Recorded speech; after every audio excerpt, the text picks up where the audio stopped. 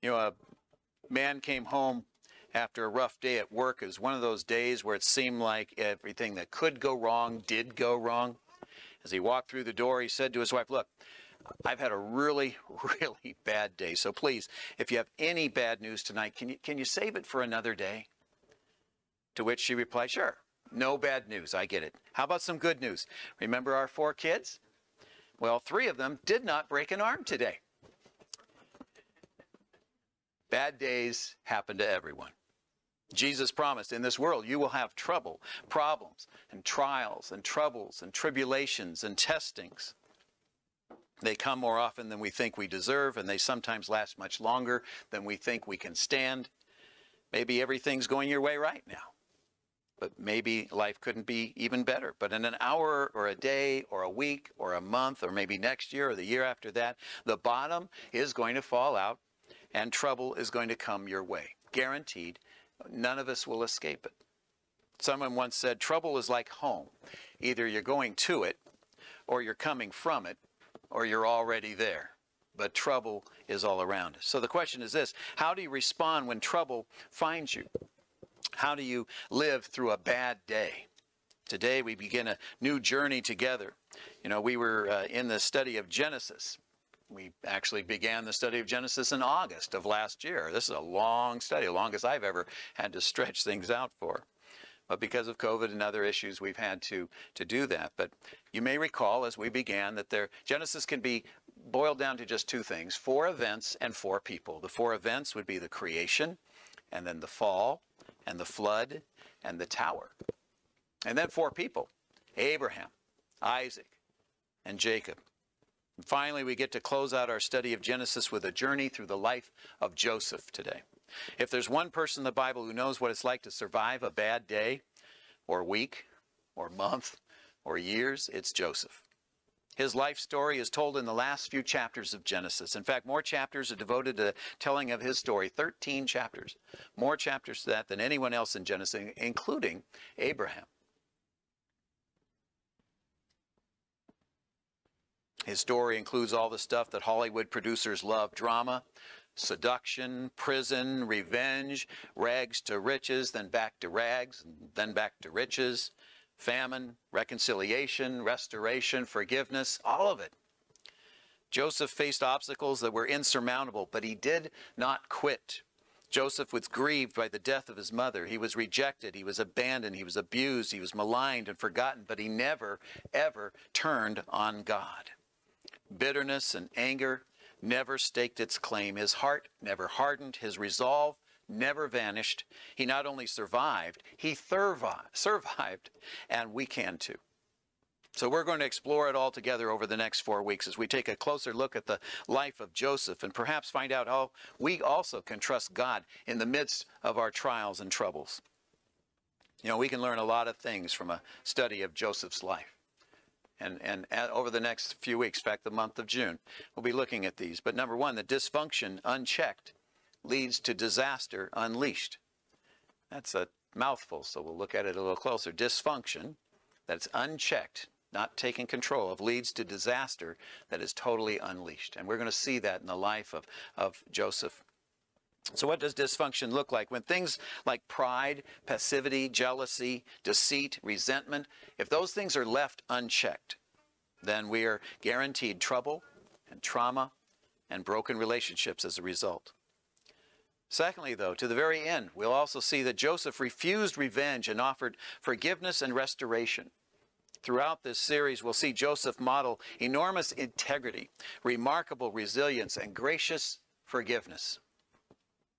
Thirdly, we'll see God guiding behind the scenes. We're going to see God's fingerprint of care all the way through. But like Ruth, the book of Ruth, there's very little mention of God explicitly until the end.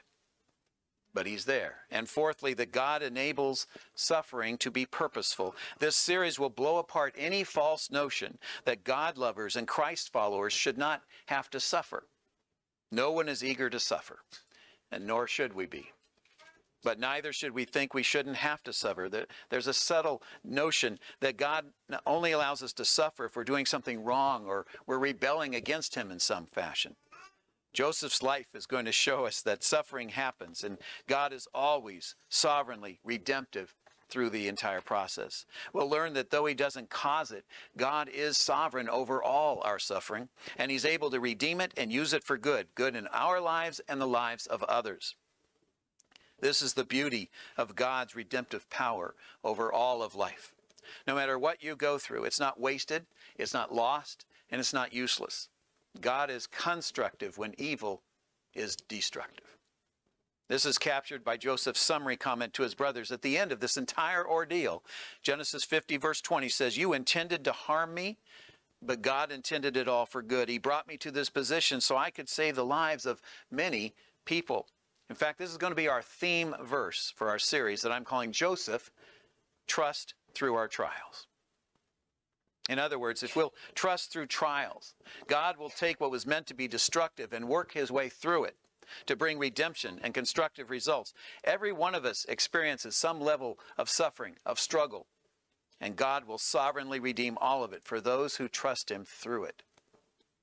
The stories about Joseph's life are set in the context of his father Jacob. To really understand Joseph, you have to have a sense for his father Jacob. Jacob was not a perfect man, nor was he a model father. Jacob had 13 children from 4 different women. 6 sons and 1 daughter were born from Leah, the wife that Laban, his father-in-law, tricked him into marrying. Jacob also married her sister Rachel, who was Jacob's first and most favored heartthrob of the 2.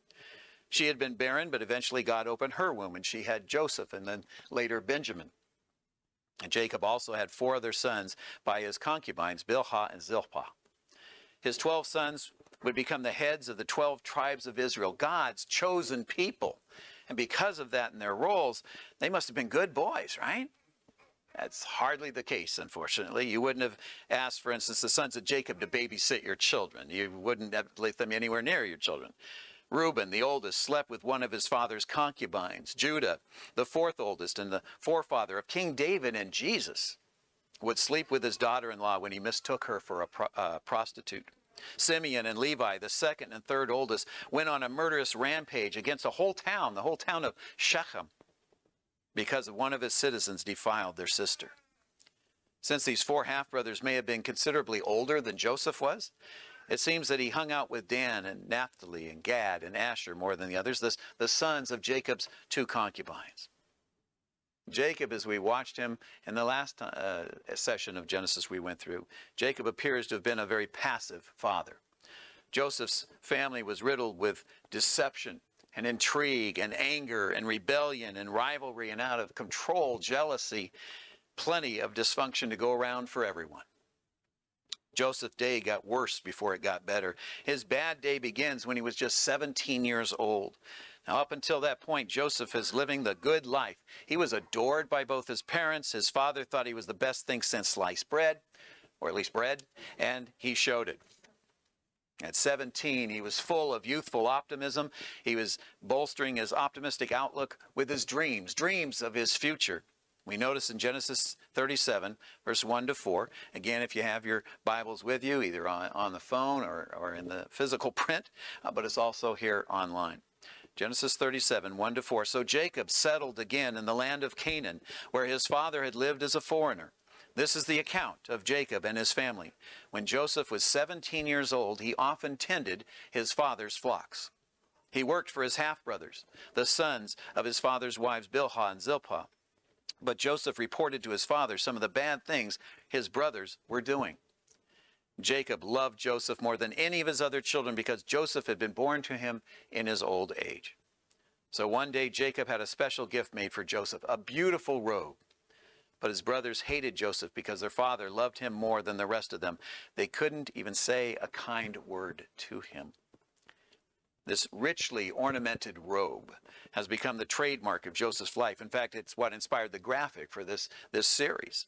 Jacob didn't help matter when he made his favoritism obvious by giving Joseph that special coat. We commonly refer to it as the coat of many colors. This was probably a long sleeve coat like one a supervisor would wear. Jacob was basically making it clear, you get to wear this beautiful garment because you don't have to work like those brothers of yours. Imagine what would happen if on your next spring cleaning day at home, You gave one child a clipboard and a lawn chair with a large padded area on it, right? Really beautiful chair. But you gave every other child a mop, a broom, and a shovel.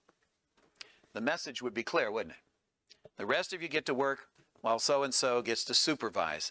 And that's just about what Jacob was saying with his gift of that coat to Joseph. Showing this kind of favoritism to Joseph in front of his brothers would prove very, very unwise. For 17 years, Joseph's brothers had watched as Jacob played favorites with Joseph. As you can imagine, this led to a ton of jealousy and of resentment and of hatred of their brother. The end of verse 4 tells us the brothers couldn't even speak one kind word to Joseph. If Jacob had loaded the powder keg with his unwise favoritism, however, Joseph lit the fuse with his unwise broadcasting of the dreams that God had given him. Verse 5. One night Joseph had a dream, and when he told his brothers about it, they hated him even more than ever. Listen to this dream, he said. We were out in the field tying up bundles of grain, and suddenly my bundle stood up, and your bundles all gathered around, and they bowed low before mine. His brothers responded, so you think you'll be our king, do you? Do you actually think you will reign over us? And they hated him all the more because of his dreams and the way he talked about them. And soon Joseph had another dream, and again he told his brothers about it. Listen, I have had another dream, he said. The sun, the moon, and 11 stars bowed low before me. And this time he told the dream to his father as well, to his brothers. But his father scolded him. What kind of dream is that? Will your mother and I and your brothers actually come and bow to the ground before you? But while his brothers were jealous of Joseph, his father Jacob wondered what the dreams might mean. The verse there says they hated him all the more. The Hebrew word for hate there is more than just a really strong dislike, right? I dislike many things to eat. Well, actually, not that many. I like most food, but there are some things I don't like. I wouldn't say I hate them, however, right?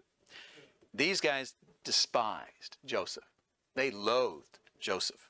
They hated him so much they actually entertained the thoughts of killing Joseph.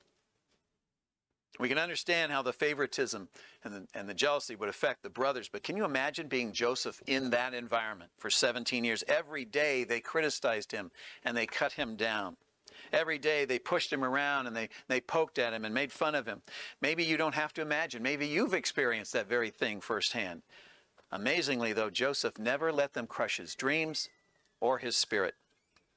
His dreams convinced Joseph that God had a plan for his life. Now, true, he didn't know the details. He didn't know how it was all going to work out, but he knew that somehow, someday, that God had his back. The same is true for you and I. As the old saying goes, we don't know what the future holds, but we know who holds the future. God may not have given you a dream or a vision of your particular future, but he has a plan nonetheless for your life, just as he did for Joseph. What we need to remember, though, is that suffering and struggles will also happen in the midst of working out his plan. One thing is for sure, it is never helpful to ignore dysfunctional, destructive problems and emotions. They have to be dealt with. They have to be processed in a productive way. Otherwise, they will erupt in a very disastrous way, and that's what's about to happen in these next few verses. Verse 12, soon after this, Joseph's brothers went to pasture their father's flocks at Shechem. And when they had been gone for some time, Jacob said to Joseph, your brothers are pasturing the sheep at Shechem. Get ready and I'll send you to them. I'm ready to go, Joseph said. Go and see how your brothers and the flocks are getting along, Jacob said. Then come back and bring me a report. So Jacob sent him on his way, and Joseph traveled to Shechem from their home in the valley of Hebron. And when he arrived there, a man from the area noticed him wandering around the countryside. What are you looking for? He said. I'm looking for my brothers, Joseph replied. Do you know where they're pasturing their sheep? Oh, yeah, they've moved on from here, but I heard him say, let's go to Dothan. And so Joseph followed his brothers to Dothan, and he found them there. Some have suggested that Jacob was sending Joseph to check up on his brothers to make sure they weren't getting any trouble of any kind or getting reprisals from those they were abusing. Verse 18, when Joseph's brothers saw him coming, they recognized him in the distance, and as he approached, they made plans to kill him. Here comes the dreamer, they said. Come, let's kill him and throw him into one of these cisterns. We can tell our father a wild animal has eaten him, and then we'll see what becomes of his dreams. But when Reuben heard of their scheme, he came to Joseph's rescue. Let's not kill him, he said. Why should we shed any blood? Let's just throw him into an empty cistern here in the wilderness. Then he'll die without our laying a hand on him. See, Reuben was secretly planning to rescue Joseph and return him to his father. So when Joseph arrived, his brothers ripped off that beautiful robe he was wearing. Then they grabbed him and threw him into the cistern. And now the cistern was empty. There was no water in it. Then just as they were sitting down to eat, they looked up and saw a caravan of camels in the distance coming toward them. It was a group of Ishmaelite traders taking a load of gum and balm and aromatic resin from Gilead down to Egypt. See, when the brothers see Joseph coming, the first thing they do is they strip him of that robe. That very representation of the favoritism they resented so very, very much. They seem to be showing some scruples, however. They didn't plan on killing him, or at least they hoped to avoid the guilty conscience that would go with killing him. A better course, they reason, is to get rid of him and make some money in the process. After the brothers threw Joseph into a pit, they sat down to eat dinner as if nothing had happened more than locking up a wayward sheep for the night. Chapter 42 says they hated Joseph so much that they weren't even moved when he kept crying for mercy. Joseph's pit came in the form of a literal cistern, a deep, dark, damp hole in the earth. You may have pits too. Maybe your pit came in the form of a diagnosis, or divorce papers, or insurmountable debt, or the death of someone you love. Maybe you're in the pit of abuse, or abandonment, or addiction. No matter what kind of hole you're in, when you're down there, usually the only thought on your mind is getting out of that pit. Joseph certainly would be the first one to tell you that life in the pit stinks. But for all his rottenness, the pit does one good thing for us. It forces us to look upward. Someone from up there must reach down and get you out, or it isn't happening. And that's what God did for Joseph, though not in the way he probably would have hoped or imagined. Verse 26, Judah said to his brothers, "What will we gain by killing our brother? We'd have to cover up the crime. Instead of hurting him, let's sell him to those Ishmaelite traders. After all, he is our brother, our own flesh and blood." And his brothers agreed. So when the Ishmaelites, who were Midianite traders, came by, Joseph's brothers pulled him out of the cistern and sold him to them for 20 pieces of silver. And the traders took him to Egypt. When the brothers noticed a caravan of traders bound for Egypt, Judah suggested they sell Joseph into slavery rather than kill him. Don't you love his sensitivity, though? After all, he is our brother. Verse 29. Sometime later, Reuben returned to get Joseph out of the cistern. When he discovered that Joseph was missing, he tore his clothes in grief. Then he went back to his brothers and lamented, "The boy is gone. What will I do now?" Then the brothers killed a young goat and dipped Joseph's robe in its blood. They sent the beautiful robe to their father with this message, "Look at what we have found. Doesn't this robe belong to your son?" Their father recognized it immediately. "Yes," he said, "it's my son's robe. A wild animal must have eaten him. Joseph has clearly been torn to pieces." Then Jacob tore his own clothes and dressed himself in burlap, and he mourned deeply for his son for a long time. His family all tried to comfort him, but he refused to be comforted. "I will go to my grave mourning for my son," he would say, and then he would weep. But God was watching over Joseph. Their plan met with approval so that Joseph's life was not only spared, he ended up going to Egypt, where God planned to make him into a powerful man, and so fulfilling the very dream that Joseph had received. And it finishes with verse 36. Meanwhile, the Midianite traders arrived in Egypt, where they sold Joseph to Potiphar, an officer of Pharaoh, the king of Egypt. Potiphar was captain of the palace guard.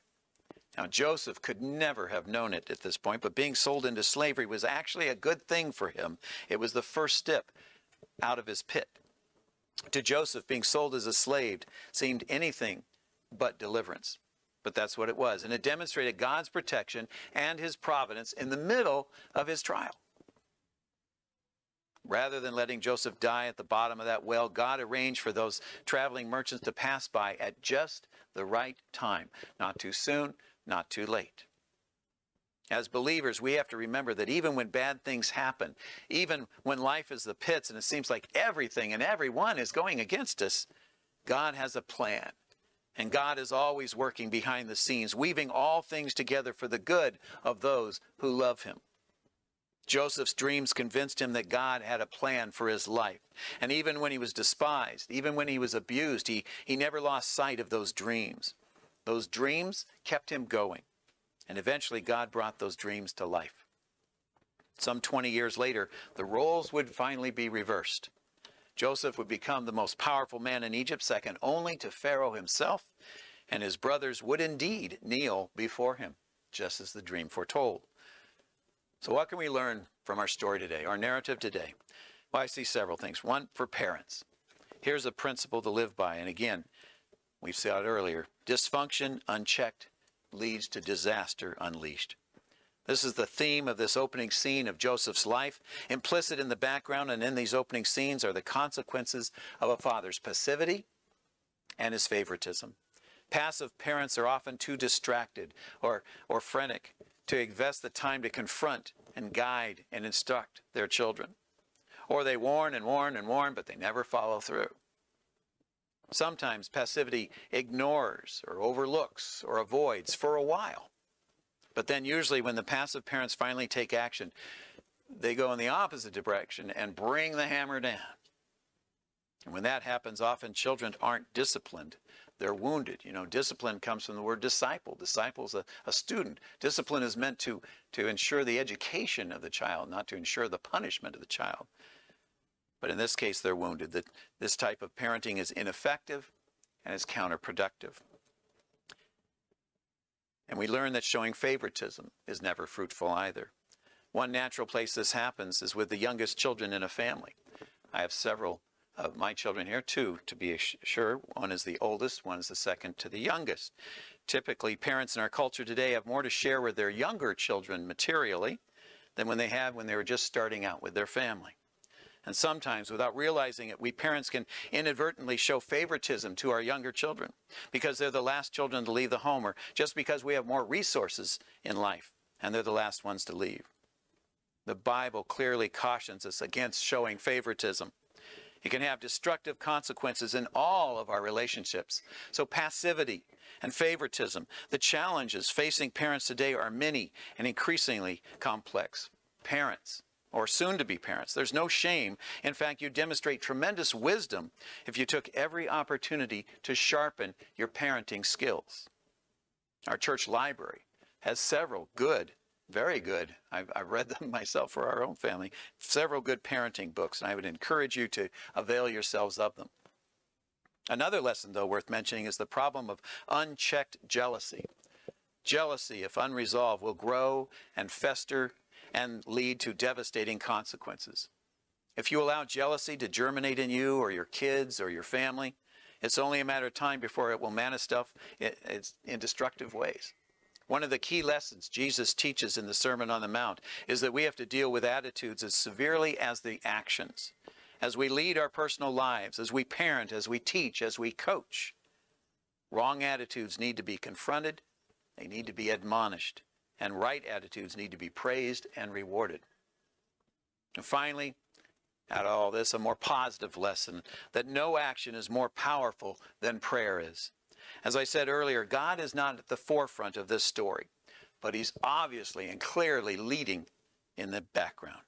Jacob and Rachel no doubt prayed earnestly for the blessing of their children, and he was hugely gracious to them.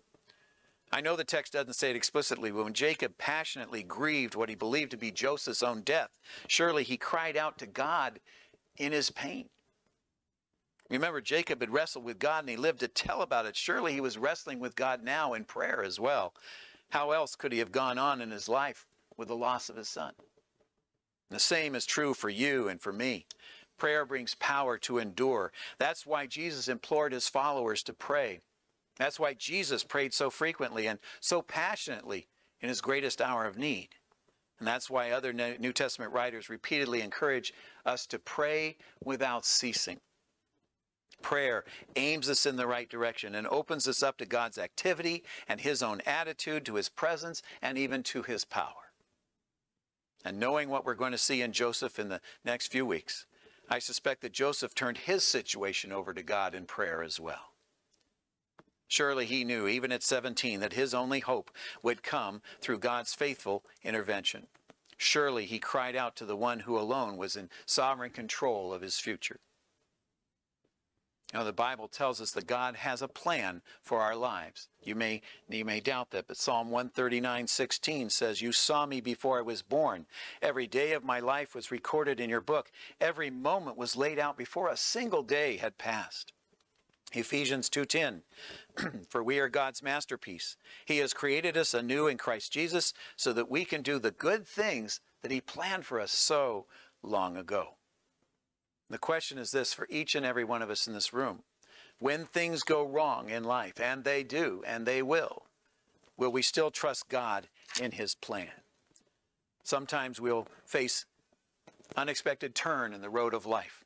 Do we trust God with the outcome nonetheless? Maybe you feel like you're at the bottom of your own pit right now, and you're just waiting for God to reach out his hand and lift you out of it.